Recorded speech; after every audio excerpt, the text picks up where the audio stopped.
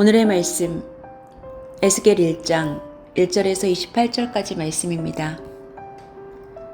때는 제30년 넷째 달 5일이었다. 그때 내가 포로로 잡혀온 사람들과 함께 그발 강가에 있었다. 나는 하나님이 하늘을 열어 보여주신 환상을 보았다. 여호와긴 왕이 포로로 잡혀온 지 5년째가 되는 그달 5일에 주님께서 바벨로니아 땅의 그발 강가에서 부시의 아들인 나 에스겔 제사장에게 특별히 말씀하셨으며 거기에서 주님의 권능이 나를 사로잡았다. 그때 내가 바라보니 북쪽에서 폭풍이 불어오는데 큰 구름이 밀려오고 불빛이 계속 반짝이며 그 구름 둘레에는 광채가 나고 그 광채 한가운데서는 불 속에서 빛나는 금붙이 광채와 같은 것이 반짝였다. 그러더니 그 광채 한가운데에서 네 생물의 형상이 나타나는데 그들의 모습은 사람의 형상과 같았다. 얼굴이 각각 넷이요 날개도 각각 넷이었다. 그들의 다리는 모두 곱고 그 발바닥은 송아지의 발바닥과 같고 광낸 녹과 같이 반짝거렸다. 그 생물의 사면에 달린 날개 밑에는 사람의 손이 있으며 네 생물에게는 얼굴과 날개가 있었다.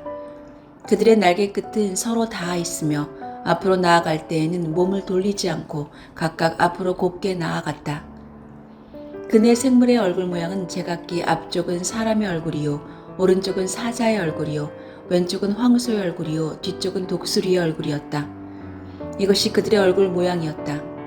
그들의 날개는 위로 펼쳐져 있는데 두 날개로는 서로 끝을 맞대고 있고 또 두 날개로는 그들의 몸을 가리고 있었다. 그들은 영이 가고자 하는 곳으로 갈 때에는 각각 앞으로 곱게 나아갔다. 그들은 몸을 돌리지 않고 앞으로 나아갔다. 그 생물들의 모양은 마치 활활 타는 숯불이나 횃불과 같이 보였다. 그불은 그 생물들 사이를 오가며 빛을 냈고 불 속에서는 번개가 튀어나오고 있었다. 그 생물들은 이쪽 저쪽으로 번개처럼 빠르게 달렸다.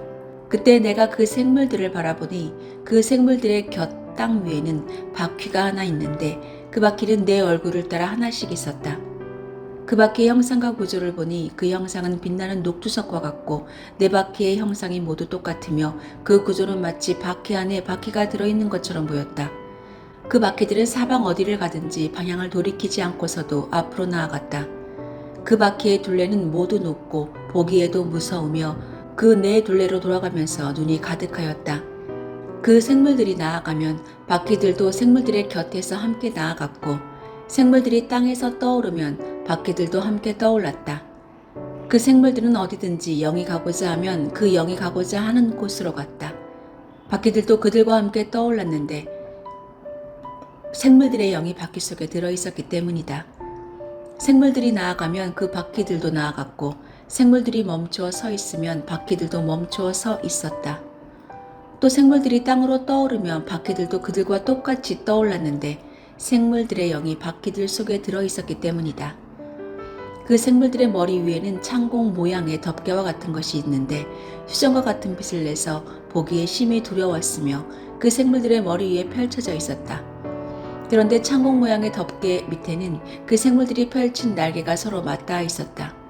이쪽 생물들이 두 날개로 자기의 몸을 가리고 있고 저쪽 생물들도 두 날개로 자기의 몸을 가리고 있었다. 그들이 움직일 때에는 나는 그들이 날개치는 소리를 들었다. 그 소리는 마치 힘찬 물소리와도 같고 전능하신 분의 천둥 소리와도 같고 떠드는 소리 곧 군인들의 진영에서 나는 함성과도 같았다. 그들은 멈추어 서 있을 때에는 날개를 들이웠다. 그들의 머리 위에 있는 창공 모양의 덮개 위에서 소리가 들렸다. 그들은 멈추어 서 있을 때에는 날개를 들이웠다. 또 그들의 머리 위에 있는 창공 모양의 덮개 위에는 청옥처럼 보이는 보석으로 만든 보좌 형상을 한 것이 있었고 그 보좌 형상 위에는 사람의 모습과 비슷한 형상이 있었다. 또 나는 그의 허리처럼 보이는 그 위쪽에는 금붙이의 광채와 같은 것이 불꽃처럼 안팎으로 그를 둘러싼 것을 보았는데 그의 허리처럼 보이는 그 아래쪽에서도 나는 불꽃과 같은 모양을 보았다. 이렇게 그는 광채로 둘러싸여 있었다. 그를 둘러싼 광채의 모양은 비 오는 날 구름 속에 나타나는 무지개같이 보였는데 그것은 주님의 영광이 나타난 모양과 같았다. 그 모습을 보고 나는 얼굴을 땅에 대고 엎드렸다. 그때 말씀하신 이의 음성을 내가 들었다.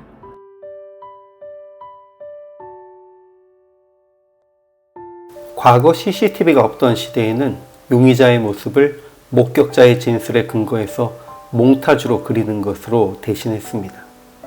그런데 어떤 경우에 도무지 이해가 되지 않는 경우가 있습니다. 목격자는 최선을 다해서 설명을 했는데 그 설명대로 그리면 도무지 비현실적인 얼굴만 그려집니다. 그러나 우여곡절 끝에 범인을 체포하고 실물을 보면 비로소 목격자의 설명이 이해되는 경우가 있었습니다.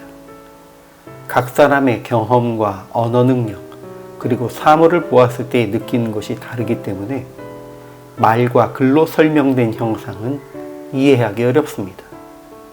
하물며 영적인 환상에 대한 기록은 더욱 어려울 것입니다.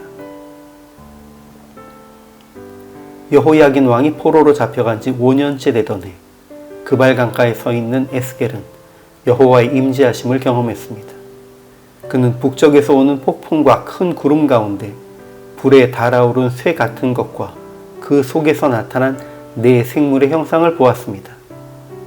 네 생물의 얼굴은 사람, 사자, 황소, 독수리의 얼굴이 사면으로 향해 있으며 불과 광채를 발했습니다. 그들의 모양은 바퀴 안에 바퀴가 있는 것 같고 사방으로 눈이 가득했습니다. 또 그 생물의 머리에는 궁창이 있고 궁창 안에는 보좌의 형상이 있었으며 그 위에 사람의 모양이 있었습니다. 에스겔은 이것을 여호와의 영광의 형상으로 깨닫고 엎드려 그 음성을 들었습니다. 에스겔이 기록한 네 생물과 그 안에 계신 인자의 형상에 대해서는 여러 가지 해석이 있습니다.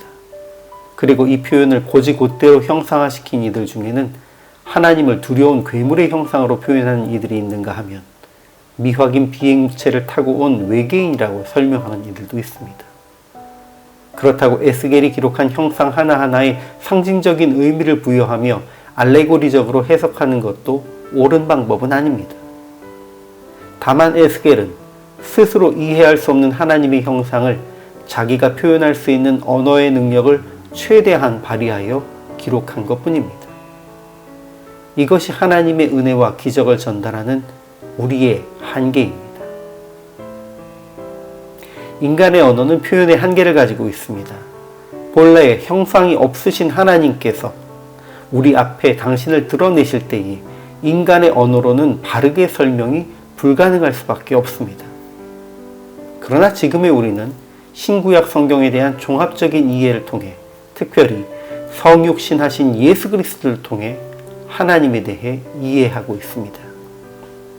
이것이 바로 주님의 은혜입니다. 기적과 환상을 경험한 이들도 설명하지 못하고 이해하지 못하던 것을 우리는 알게 하시고 이해하게 하신 주님께 감사를 드립니다.